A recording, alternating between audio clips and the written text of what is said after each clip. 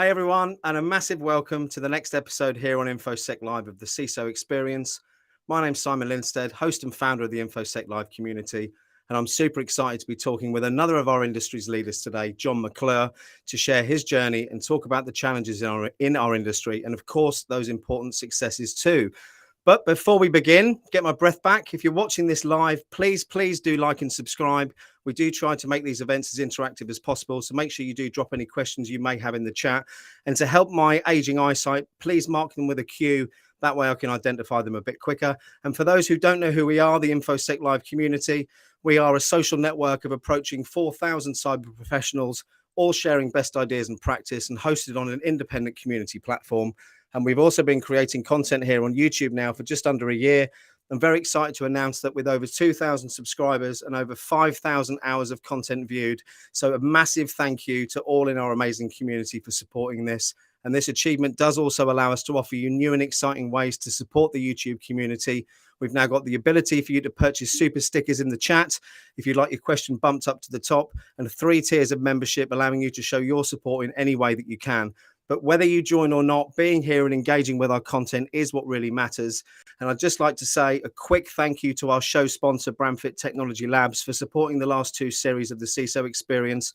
Link to discover more about their technical consultancy services will be in the video description below. And if you're interested in sponsoring any of our regular content here on YouTube, please do reach out to me today in the InfoSec Live community. If you're not a member, the link to join is also on our YouTube homepage. But as I said, the important thing, getting to the business of the show, today's guest is John McClure. John is the Chief Information Security Officer at Sinclair Broadcast Group, where he provides strategic leadership for the company's enterprise information security program.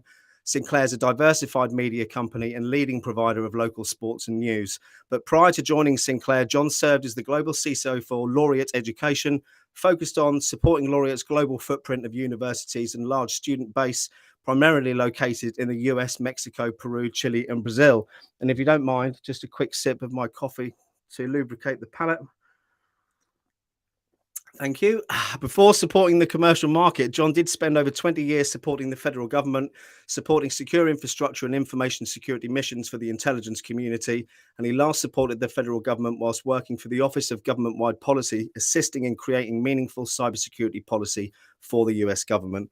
And as a military veteran, former Army Aviation Black Hawk crew chief, who served with both the 101st Airborne and the 517th Air Cavalry domestically and overseas during his almost 9 years of active service. He also holds a Master's in Information Systems Technology from George Washington University and has various information security and leadership certifications. And I hope I've done you justice there, John. Very excited to have you on. So let's bring you on.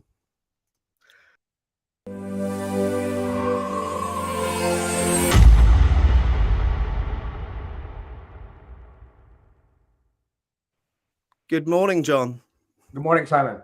I hope I didn't do you a disservice with that. I got dry mouth halfway through, so I had to take a coffee break. Yeah, that was quite the intro. We got to figure out a way to shorten that up. But no, appreciate the intro. Great to talk to you this morning.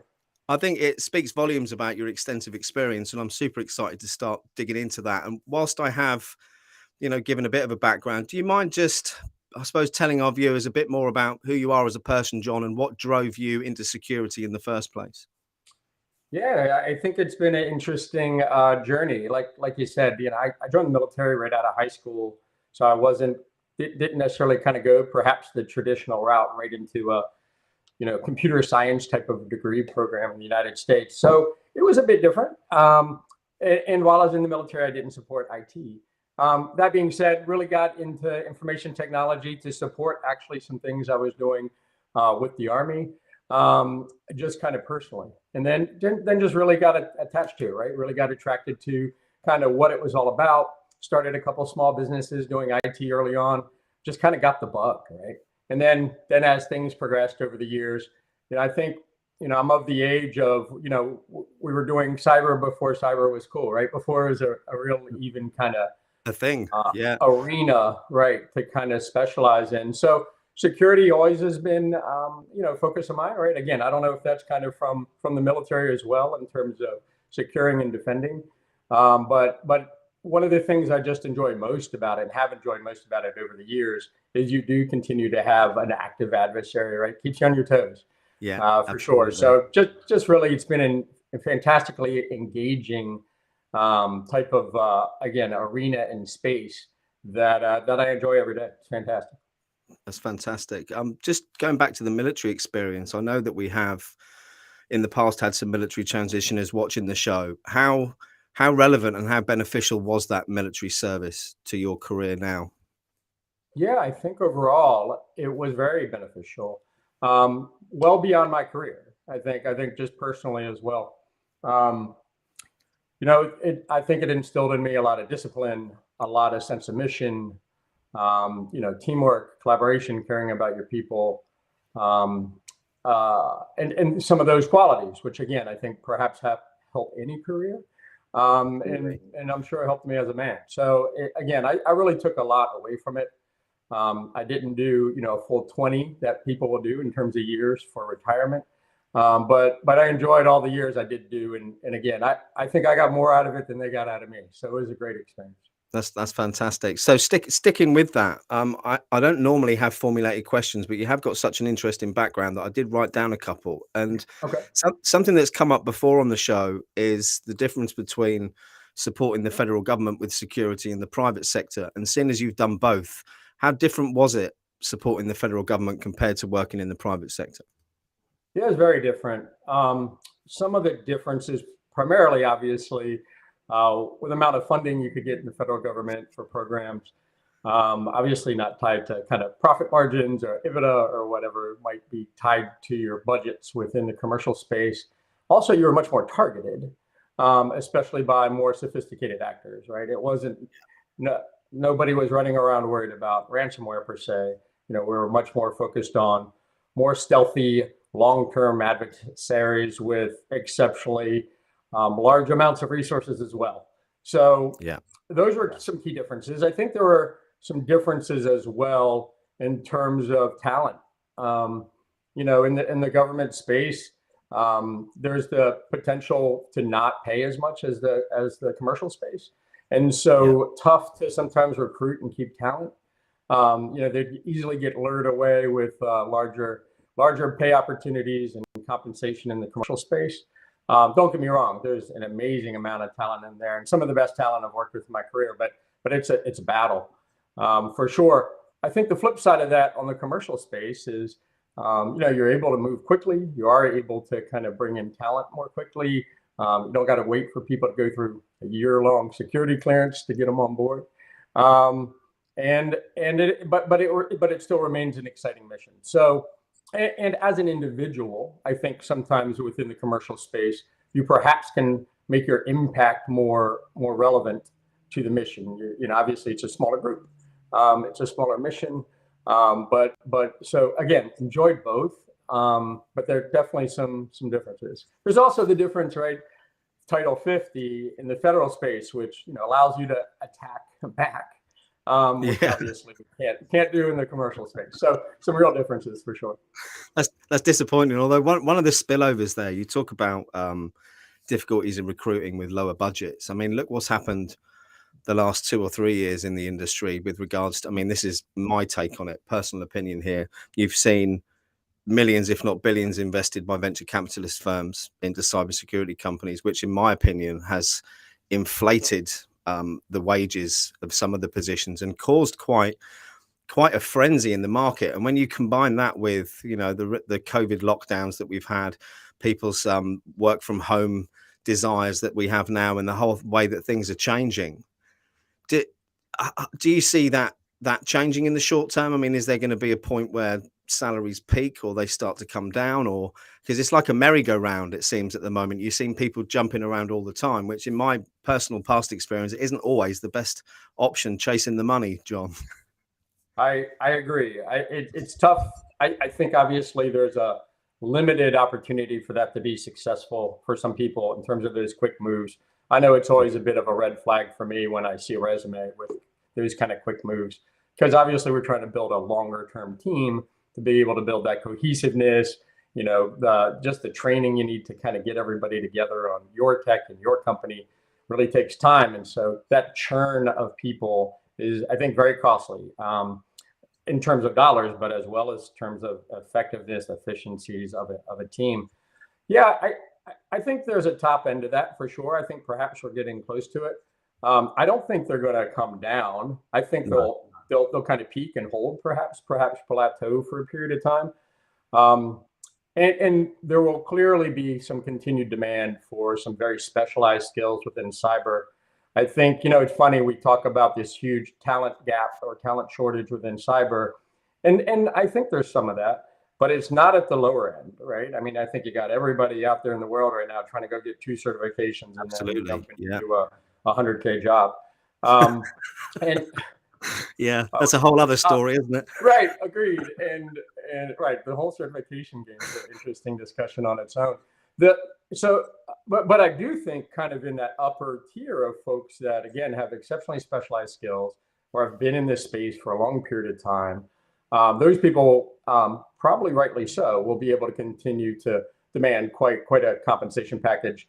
I think that level of talent's tough when you kind of got this flooding of the market. Perhaps I think as well, John, the fact that the industry as a whole is still pretty much in its infancy. As you rightly said earlier, you were doing security before security was a thing, and there just aren't, where the talent gap is in leadership, in my opinion, because there just aren't enough people with the relevant experience, and perhaps because of the nature of some of the experience these people have had, they're not naturally outgoing people, perhaps never thought about management. So whilst the talent might be there, I think you've got a couple of things playing against us. You've got imposter syndrome, which, is rampant and rife everywhere, combined with perhaps people don't want the management responsibility, and perhaps they don't want to, the weight of the world of no offense, John, the weight of a world of being a CISO on their shoulders as well.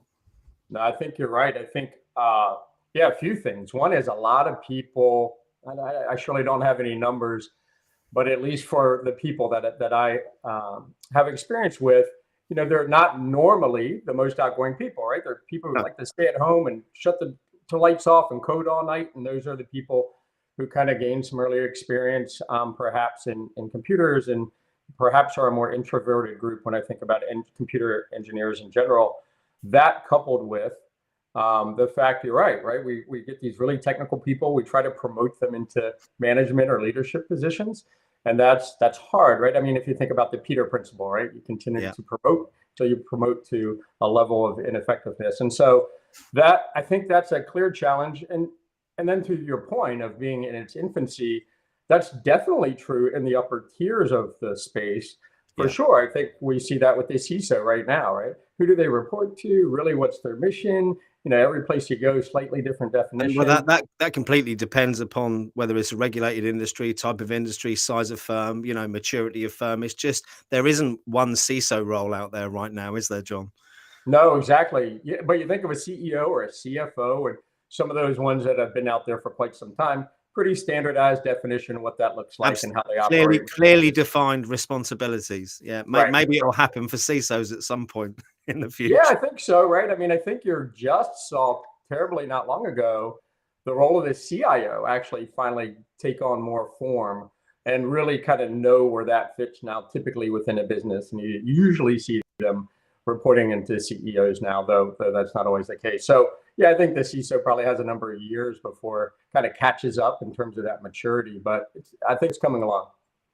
What do we do to encourage or close the gap at the higher level then? How do we get those people to take the next step or encourage them to? And again, maybe I'll stick on certification conversation around this and expectations of qualifications, because it's always something we love to speak about. And to take it that step back even further to, children's education. I'm a father of 6. My oldest is 23. I've got the youngest, a 4-year-old twin. So I've seen every stage of that education process now. And we don't teach our children to critically think anymore, John. We teach them to pass exams. And there's been a whole industry, dare I say, built around that, not just in cyber, but in every aspect of our life with professional certifications and qualifications. And whilst I agree they're hugely important, I would question the validity of learning to pass a multiple choice test when, I don't know, I'll stop digging myself a hole and let you have your thoughts now.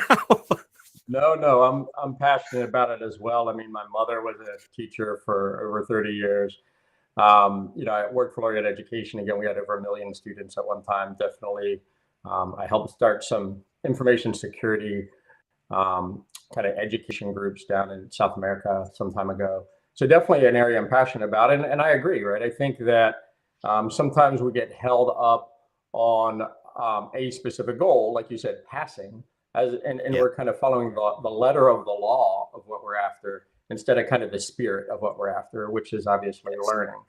So yeah, I think it's challenging. I think it's the responsibility of our current leaders, though, whether that's leaders in education, whether that's leaders within the company, to be able to identify that talent, hold on to that talent, nurture that talent. I think too often we leave people to their own devices, right? I think there's a lot of fantastic programs out there around leadership and ethics and, you name it, that really need to critical thinking, problem solving, et cetera, that we could surely nurture perhaps a bit more and I think a lot of hidden gems out there, right? Kind of within our work. Absolutely. Right. Yeah, That we're I just think not again into.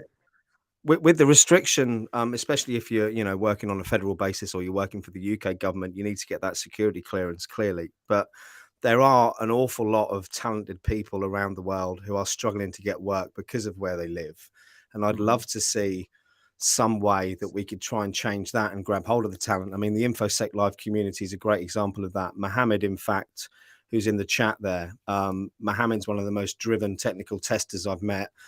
Syrian refugee. Him and his family had to move, many years ago, and he's only in his early 20s. And this guy is, I'd give him a job tomorrow, but the problem is he lives in Turkey, which then causes issues with working, etc. But I don't know. There is a lot of missed talent out there. I had a really interesting conversation last night with an Australian CISO. Well, he's actually British, but he's been in Australia for 20 years. A guy called Eric Pinkerton, and we were talking about the skills gap at the lower end.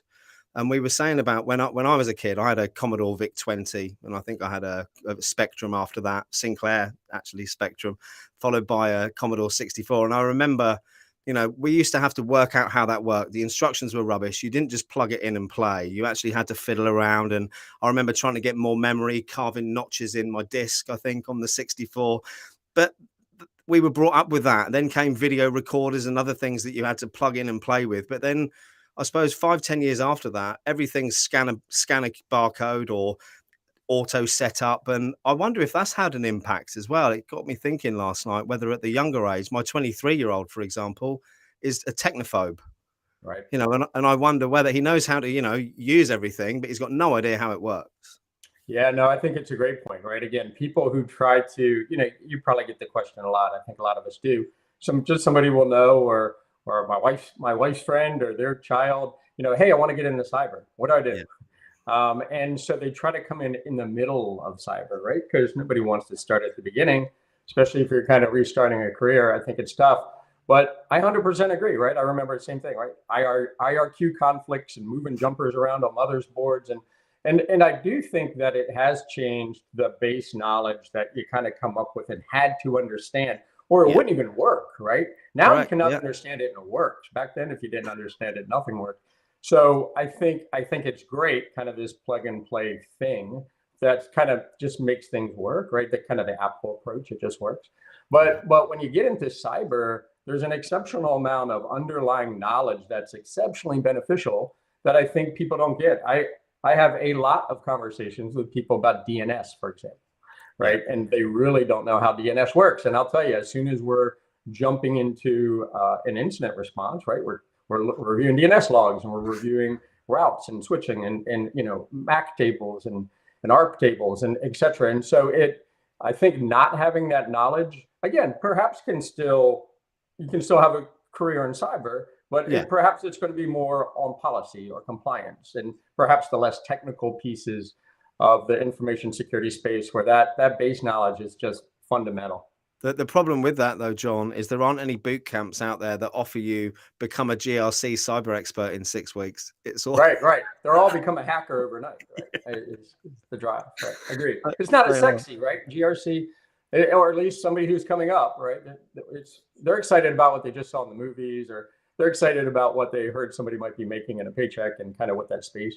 But yeah, I agree. It's not as sexy to work on policy. It's not, but there's definitely more work there. I mean, it all starts with that, doesn't it? 100%. Especially for the smaller firms. I say smaller firms, you're talking firms with 200 million turnover who haven't adopted any kind of security practices yet. And the first place they're going to be going is, getting a consultant in and policies and procedures. And I think that whilst it isn't a massive, demand as much as you see for the other roles at the moment, I do think that's going to change moving forward. I'd like to think so. I'll just jump in the chat because we've got a few questions and a few comments on there. I'll bring up Alana's first. What kind of shifts are you seeing in the role, especially in light of the Uber CISO Joe Sullivan facing jail? Is this risk worth it? I wondered how long it would take for that question to come up. Thanks, Alana. Yeah, it's surely one me and some friends have been banging around. Not if it's worth it. I think it's worth it. I do think, that was a bizarre trial, and the specific things being found guilty of, right? Since he'd actually talked to internal counsel, the CEO knew the breach, but somehow he kind of got hung out to dry on that. I mean, I definitely think it is changing the role in terms of perhaps risk for the CISO itself. Though I think there needs to be some clear protections as you're taking on a new role on how you're covered, right? Yeah. Whether through D&O insurance or some other things that can kind of be put in place in terms of agreements and your specific roles and responsibilities in that organization. Like you just said, Simon, right? It's very non-standard out there, right? What a CISO's responsibility might be at one place is not what it is at the other. So I definitely think it's the job of the CISO to make sure that is clearly spelled out and understanding what those requirements are. I also think, again, I mentioned ethics earlier around leadership. I think we usually know what the right thing to do is. Yeah. And I think, in this case, there could have been some better decisions along the way for sure that could have been made to keep people out of trouble. So, when in doubt, I think especially organizations holistically should take more of an approach of transparency and reporting. Versus kind of what happened in that case. Though, again, I think there was a lot of culpability there to go around. It's unfortunate, I think, that the CISO is the only one that's paying for it. It's a difficult one to comment on without seeing the full court transcript as well, isn't it? I mean, we've seen bits in the press, we've seen comments about it. I mean, I've withheld any personal statements on it for the reason that I don't feel I know enough. But I think going back to what you've said, we were talking about the gap at the higher end of the market, right? Leadership end. However, if you looked on social media, you wouldn't believe it because everyone and his brother's a virtual CISO, right? Well, and I don't mean to take it away from any virtual CISOs because it is a genuine profession, but there seem to be an awful lot out there at the moment. And it makes you wonder, doesn't it, whether they know enough to have those discussions at the start, to have those clearly defined boundaries, to have that protection in place, or whether we're going to see a lot of finger pointing and a lot of blame over the next few years when it goes wrong. Yeah, I don't think it'll stop that, right? And I think that's why, you do see CISO burnout's a real thing, right? I think the last numbers I saw for average tenure of a CISO is about 18 months at a company. So, you do see them moving around pretty quickly. I think some of that's related to burnout. Some of that's related to perhaps feeling like an organization is not supporting them well, and that may be too risky of a place to remain. But yeah, it's going to be a challenge out there. Again, I think that like we said about the role not being super well defined, I surely hope in the future years here pretty quickly we start seeing that be more of a protected role. Again, you don't see a lot of CFOs go to jail, though. I can name a few who probably should have. Could name loads. But you do see, and in this case, again, somebody who did notify their CEO, did notify, internal counsel on the legal side is still the one holding the bag. So yeah, I think it's a big lesson learned. I think it's something people are going to be looking out for in the future. Thank you, John. And I think going back to the infancy part, there was a great study I read about, when industries grow, boom, and how they become successful and what stages they go through. And the stage we're in at the moment seems to be a massive product. I think there's 3,500 products on the market, which do about 10 things between them. They've obviously all got AI and lots of other exciting names attached to them. But I think over the next few years, again, back to that VC and PE money, I think we're going to see some wheat from the chaff being sorted out over the next few years, which should help simplify the industry a bit. Because I mean, I've said this on every live stream. I was very fortunate to be taken to our SAC this year by Bramfit, who sponsored the show. And whilst it was an amazing time, that vendor hall was like running the gauntlet, John. It really was. But the best T-shirt I saw, someone had, "I'm not a decision maker," which I thought was genius. That is And funny. I think the noise from the vendors doesn't help, perhaps.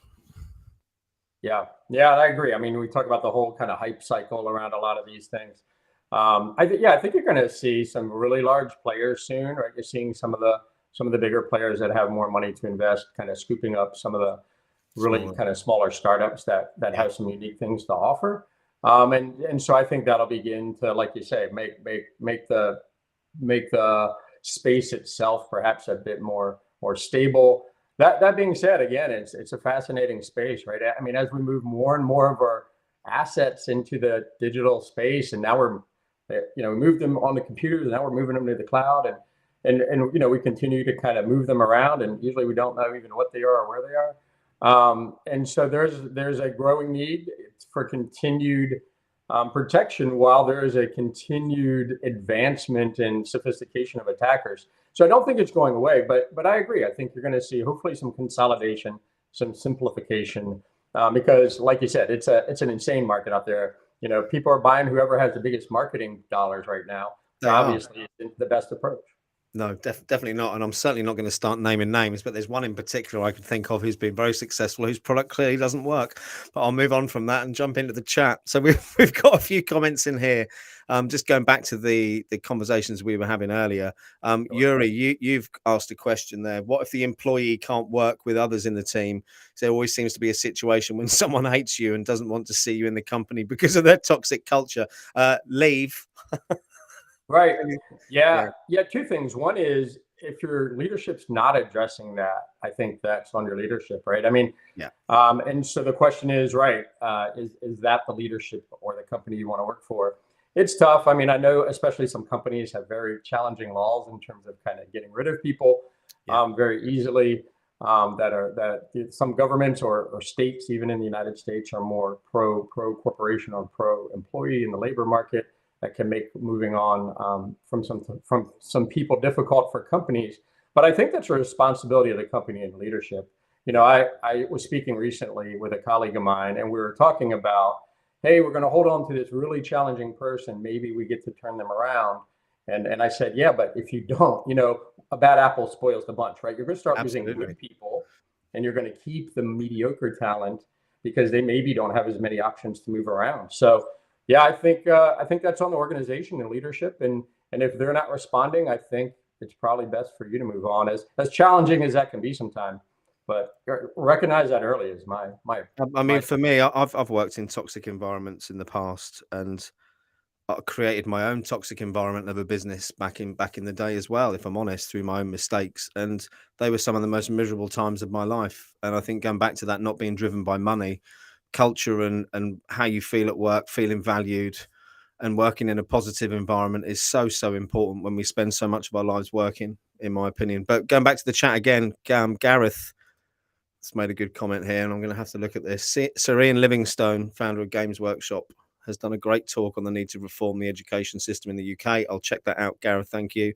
And again, from the Victorian style of just passing exams in the basics to be more inclusive of the pool of talent, highlighting and growing children's skills and ability in the IT space. Now, we're working on that a little bit here in the UK. So after you finish standard education at 16, you go on here to what they call A levels, John. And they've just brought out a new one, which is called a T level, which is a technology level. And I know about it because my 17-year-old son's doing it and he loves it. So it's practical. They're building websites, they're building home labs, stuff like that. They get to choose what parts of technology they want to focus on, and then they get a work placement with a local firm. And we're fortunate enough to live near the head office of Aviva, and Sonny, my 17-year-old's got a work placement with them in their security team, and he's absolutely loving it. But it's the first time that I think we've made any changes to our education system here, and whilst they're not vastly different, it seems to be a little bit better. But I mean, we could have a whole, never mind episode, probably a whole series on the global education system and what's happened. But thanks ever so much for your comments on that, Gareth. And Kian, who is a member of the InfoSec Live community and also part of the scholarship cohort that we've got going on at the moment. We've got 8 people who we are funding through their exams, John, who we've selected from the community. Managed to get some sponsorship for that, looking for a bit more if anyone's interested in reaching out and helping. But what we're not doing, and this is back to my hatred of boot camps, because there is a space for them, and I'll cover that off in a second, that caveat there. Want to try and prove to the marketplace that there's a way of people, no matter what their financial or geographical location, of finding a path and structure and learning in cybersecurity without paying out thousands of dollars to do it. And the information's all out there. From my experience 2 years ago, there's just so much of it. It's a minefield and not knowing where to go. But the mistake a lot of people make, and the mistake I made, is not doing the self-discovery part first. So rather than put everyone down a certain pathway, like boot camps do, we've done 2 weeks self-discovery, including Myers-Briggs personality tests, looking at previous work experience. Last week, I think we had 6 CISOs come in and do a chat for the cohort on different days, talking about what they were looking for, what the different jobs are like. This weekend, we've got a soft skills workshop to work on personal branding and communication, effective listening skills, active listening, etc. And once we've done all that, and we've looked at all the different roles in the industry, then they can decide what role they want to go for. And then we will, with working with some security leaders, we'll then put together some pathways for them going through that. And Kian is one of, I'd say, the brightest candidates we've got on the scholarship. And he comes from a game development background. So he's got lots of different things to bring. We've also got school teacher who's teaching 3rd and 4th grade, been doing that for the last 20 years. You know, we've got communications people, we've got people from lots of different careers. But my rambling about this, and to get to the point, is I think Richard's asked a question here. Here we go. Let me bring this one up because it relates to what I was just talking about. So Richard has said, for those trying to transition into cybersecurity, both for the companies and the prospective employees, how do you think managing expectations is best done? Well, not at all in some cases, Richard, at the moment. But thoughts, John? I agree, Simon. I think too, I was speaking to some folks I used to work with just the other day, and we were talking about, the education, having the technical knowledge, etc. And clearly that's a piece of it. I surely recommend too, and it sounds like you guys are doing it, which is exciting, is it's all those other skills that also really matter, right? Building a network of folks that you know, right? Whether it's on LinkedIn. And I'll tell you, there's a ton of people out there that are really willing to help, right? I mean, I've got people who've contacted me from overseas. Hey, will you spend some time and talk to me about this and mentor me about this for a period of time? And when I've been able to, I've been more than happy to do that. And these are people I don't know at all. And I think there's other people like that out there, right? Who have come up in this space, who are willing to help. So I think part of it is don't try to do it all on your own, right? Talk to some people out there in the space, because we can probably save you some time. We definitely know other leadership and other companies that are probably hiring and may have some early entry programs. So it's, I would, like you said, I think it's great. Survey the landscape, make sure you know who you are and what you want, but then build that network, because in the long term, it isn't enough. I was just, literally, this is a term I used the other day. It isn't enough just to be the smartest person in the room, right? It's great if you're the smartest person in the room, but it's how well you work with others, right? The network you have and the folks you can reach out to for additional help, whether it's career help or whether it's technical help. And so I think building that network part, it's huge. And again, there's a lot of community out there that's willing to help. So I hope people tap into that. This industry is like no other when it comes to people being prepared to give back time and help.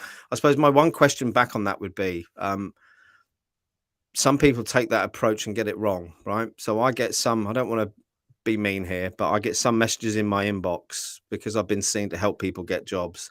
Hi, my name's X. Can you get me a job?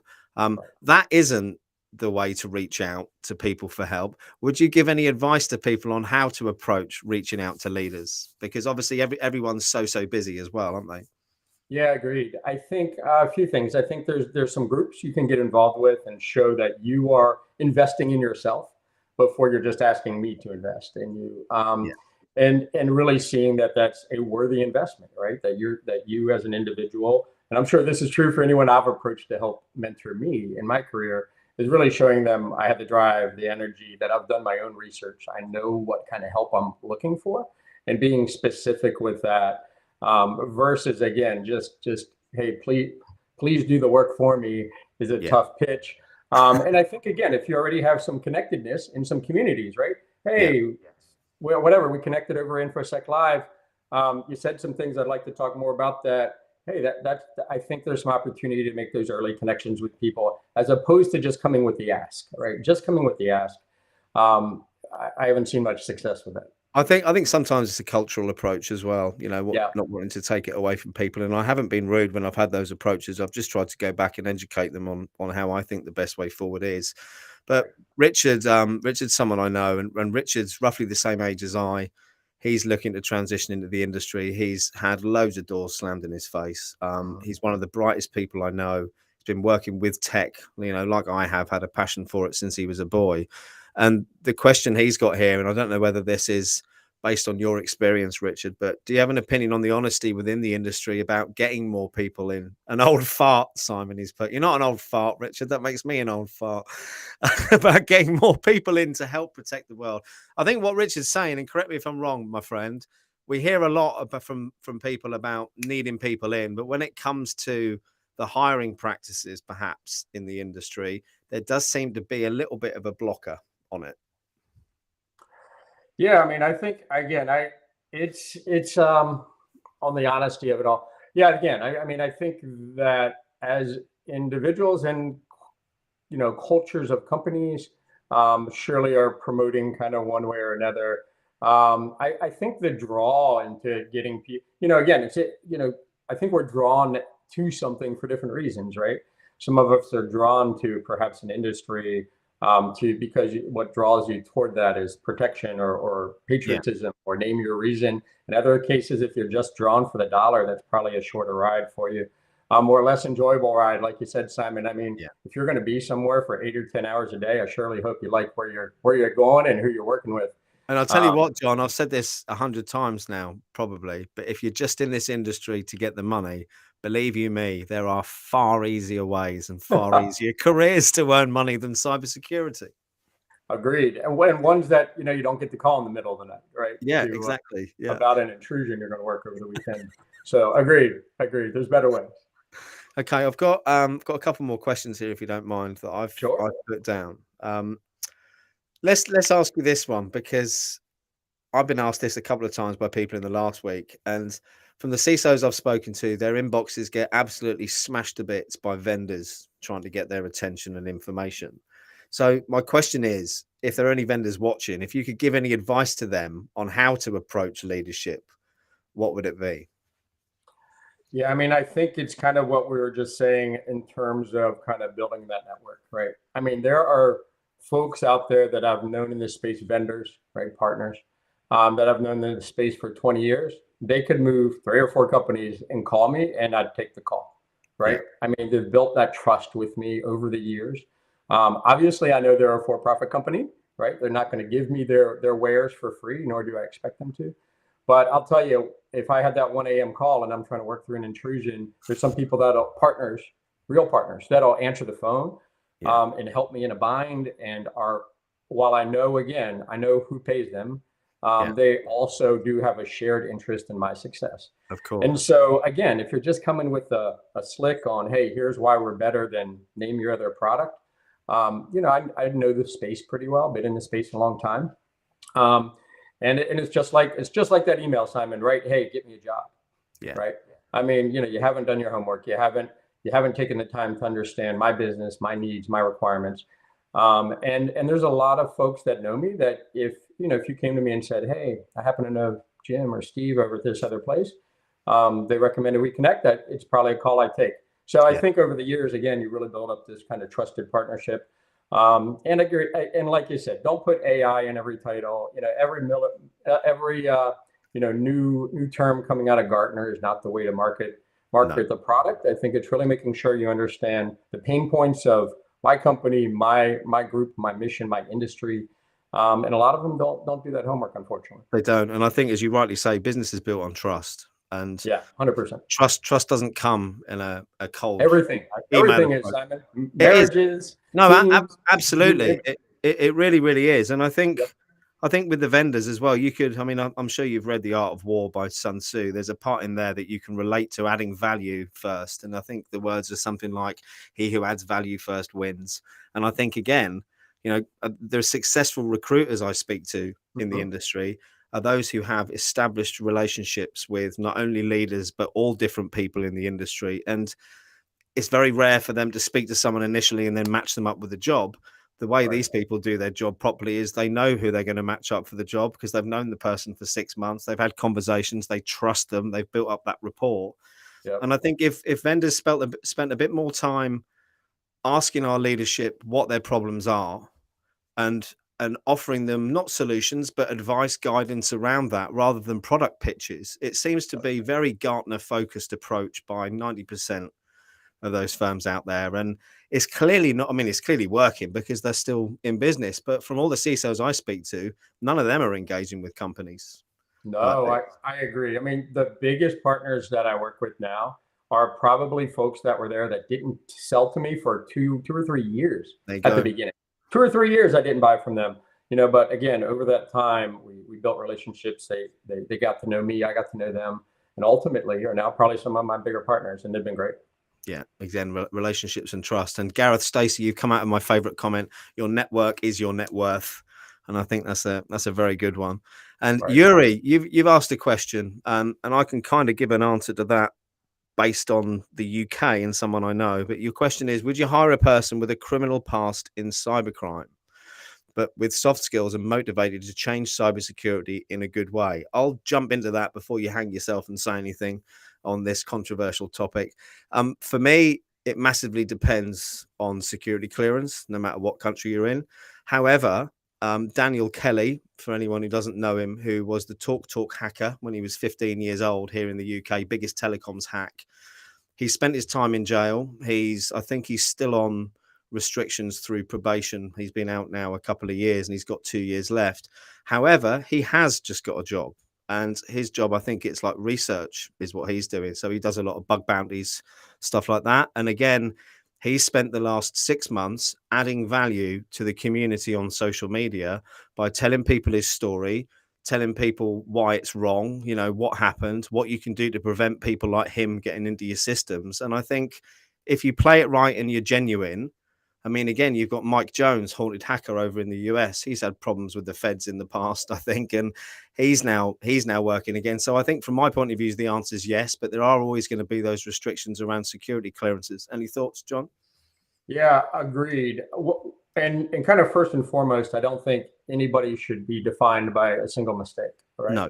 I mean, I think there's always the opportunity for, getting on a different path, rehabilitation, a lot of different terms you could use. And to your point, Simon, right? I think once people pay their time, I hope they are granted some additional opportunity, assuming that their turnaround is genuine and complete. Yeah.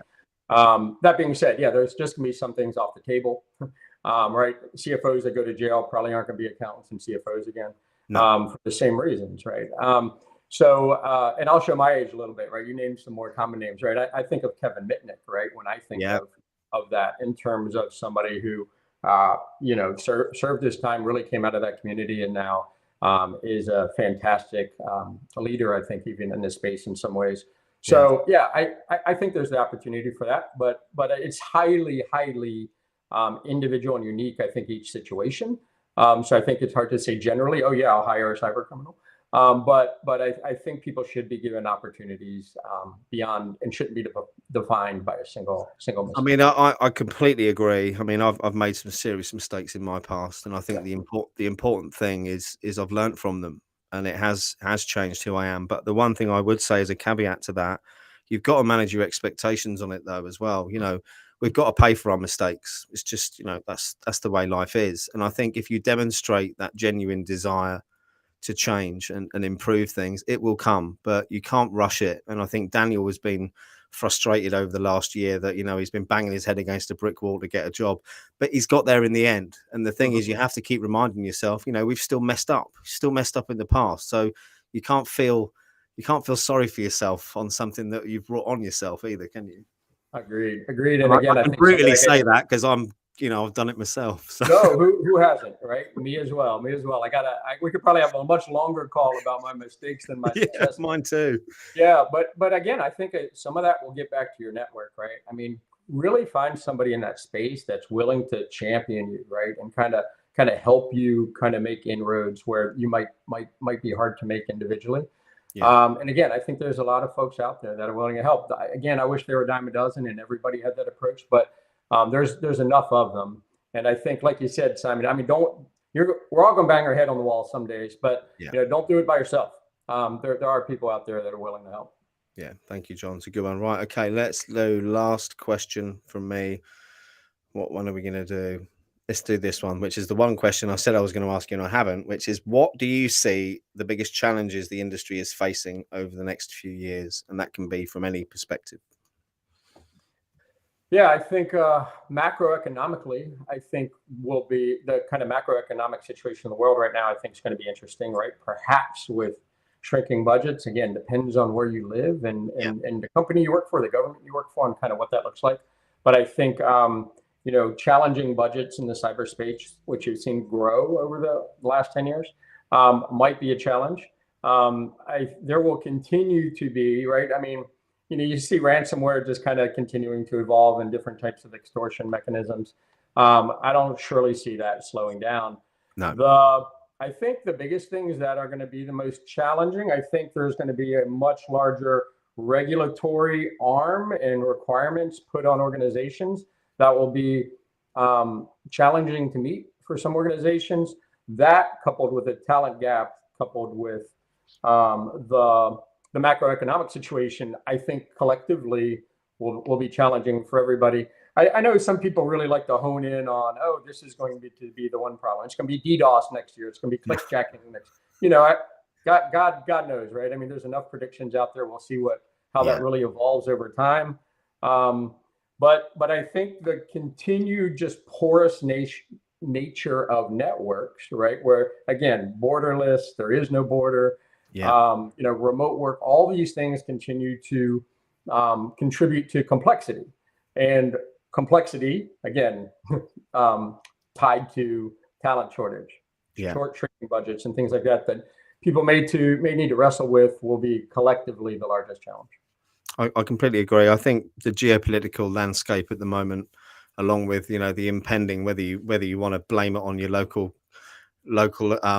government policy or not, we're facing a global recession for lots of different factors that aren't all to blame for the current incumbent governments, no matter where you live. There's no getting away from it. Yes, some of them, cough, cough, UK Liz Truss, have made it worse by making some pretty poor decisions, but it is a super challenging time. And I think this is probably, in my opinion, one of the best industries to be in at this time for a couple of reasons. One, that geopolitical landscape, the threats that we see everywhere, the increased threats. I mean, you see Russia advertising yesterday for IT specialists to come and join their team. It doesn't take a rocket scientist to work out what they're increasing over there. And I think whilst budgets might get squeezed, as you rightly say, that the regulatory, I suppose, implementation that we're going to have to see at some point more and more tightening up, especially around financial services. I know the SEC in the States have come out with some papers and guidance recently. I mean, here in the UK, if I'm honest, we're a little bit behind. I think our financial services sector are lagging when it comes to security, but budgets, they're going to have to, it's not going to be a choice, I think. And I think historically, I've got a mosquito in here. Let me just get that. I think historically, can't remember what I was saying. I've got blood on my hand from a mosquito now. It's a dangerous world out there. It's a dangerous, in the wilds of East Anglia. Yeah. Right. I don't know. I think it's a great industry to be in. I think there's going to be lots of opportunities, but it's going to be a massively changing landscape from a vendor point of view, from a services point of view. Gareth has mentioned that DORA is coming for the FSI space. Do you know much about that, John? I am not aware of DORA. No, I'm not either. Gareth, maybe we could hook up on LinkedIn. Yeah, I mean, to your point, within the U.S., like you said, all right, there's a lot of regulatory requirements coming out of DHS, Department of Homeland Security, for us, especially around critical infrastructure. Yeah. And then which is the space that Sinclair's in, right? Because we carry like signal for emergency broadcasting. But also there are these SEC rules right now that are being proposed. And I think you will see a number of those implemented that will be specifically mostly around reporting. So again, a bit more compliance driven, but yeah, it'll always be an exciting space. It will be fantastic. Well, Digital operation resilience. I should have known that, Gareth. I had a conversation with the firm about it about 2 months ago. So thanks for reminding me. You can tell I'm not technical, can't you? Yuri, you've put something in there. What do you think about cyber war all over the world in 2023? Is it possible? Do you know what? I think we're already in it. From my point of view, I think it's been going on for a long time now. Without wanting to nail McCullers to a mast too much, I mean, you look at the activity around the globe at the moment, and I think there's lots of people on a war footing when it comes to security. Yeah, it's real. I mean, I think you've seen that over the years. I mean, if you're really interested in a fantastic book on the Ukraine-Russia kind of cyber issue, go check out Sandworm. It's an amazing book. It's easy to read, right? It's very novel-like, right? Action-packed. But true story, right? Some of the people worked at Jason Passwaters and some other folks who I worked with years ago in the intelligence space, but really talks about that cyber warfare that's been going on for a long period of time. I agree. We've seen that kind of ratchet up over the years. And there's an exceptional difference, though, with the ability to be able to fight that war, right? You got 3 or 4 really big players in that space, and then almost nobody else, right? Very, very crude, elementary kind of skills. And of course, you can do it across the globe pretty quickly. So it's a very different type of war space. But I agree, it is a fighting domain now for the military, for sure. I mean, I wonder when we look back on history, on what's transpired over the past few months, whether we're going to end up saying there was a war that started back in February this year, because it seems like it's a war on every front apart from us putting boots on ground at the moment. And I don't know, it's scary. It's not something I want to dwell on too much. I mean, we live in the UK. We're clearly affected by it. I'm sitting here freezing because we haven't got any heating oil yet, because I've refused to buy any because the prices are too high. But I made a mistake there, John, because they went down a few weeks ago and they've now gone back up again. Right. So got to time it right. It's like the stock market. But my concern for us in the UK is critical infrastructure. That's my biggest concern. And you think, we're an island connected by Atlantic cables that run off the west coast here. Yep. We've got I look out of mine, we're quite a rural location. I look out the back, all of our power lines are above ground. All of our power stations are clearly marked. And that's my concern on the old outdated technology that we've got in the infrastructure security space, and the fact that we haven't really seen much activity around improving it. But Yuri, that sounds terrible. You said you had bombs not far from your house exploding. I'm really sorry to hear that, and I hope you're sorry to hear that as well, Yuri. And you're right, Simon. I mean, a lot. By the way, I don't get any proceeds from Sandworm or anything. I'm not pitching the book, but within that book, it talks a lot about ICS data systems, things like that. There's industrial control systems that aren't as well protected, and a lot of the work that Rob Lee, who's very well known in that space, has done over the years to try to do more to protect that. I mean, whether it's water systems, whether it's electrical systems, you name it, just the basics that are keeping the citizens alive are unfortunately pretty vulnerable. I think there's finally some more focus in that space, but a lot more work to do there, a lot more work. Absolutely, which again should be encouraging for anyone trying to break into the cybersecurity industry. Right. John. John, it's been an absolute pleasure. I'm going to ask you one last question, which is a nice soft one. The job as a CISO is very stressful. I assume, I'm not one, but I assume it is from people I've spoken to. How do you unwind from the stress of work, and do you find that stress easy to manage? Yeah, for me personally, I feel like I handle that stress well. I agree. There's a lot put on you in terms of responsibility, and perhaps in emergency situations, they look different than other emergency situations in a company. So I think overall I deal with this stress pretty well. Again, I got a fantastic team. I got fantastic leadership that supports me.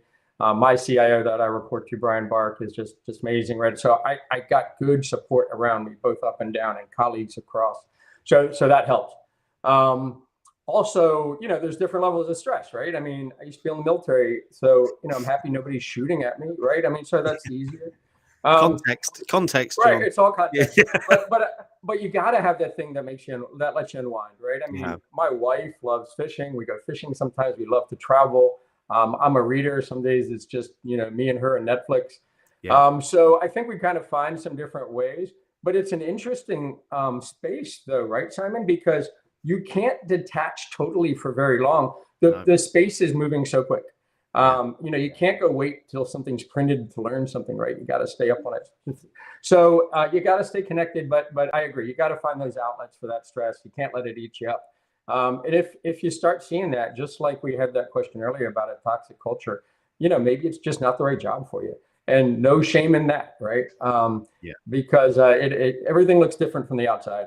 But again, like you said, Simon, I think whether it's the CISO job or other jobs within InfoSec, an incredible amount of opportunity, a industry that needs a lot of help and a lot of good folks. So I surely look for new folks coming up that help take over some of those roles, as you and I, again, both showing our age here, talking about old hackers and everything else. As we kind of go out to pasture soon, I think we got an exciting group coming up behind us to take over. Yeah, I think so too. Do you mind if I drop your LinkedIn in the chat so people can please connect with you? Is that okay? I'll just do that Of now. course. I can't do two things at once because I'm not very good at multitasking, so bear with me. There we go. And Yuri, thank you very much for your kind comments. And John, thanks so much, because it's early there, isn't it? What was it now? 8 a.m.? It's 8 a.m. Yep. 8 a.m. So you're on the show at 7 this morning. Thank you so much for taking the time out. I really, really do appreciate it. Audience, again, thank you very much for jumping in and asking questions. It really does make these shows much more interesting and interactive. John, have an amazing day. Everyone, back next week, I think, for the CISO Experience. Until then, see you soon. Great. Thanks, Simon. Thank you, everybody. Cheers all. Bye. Cheers.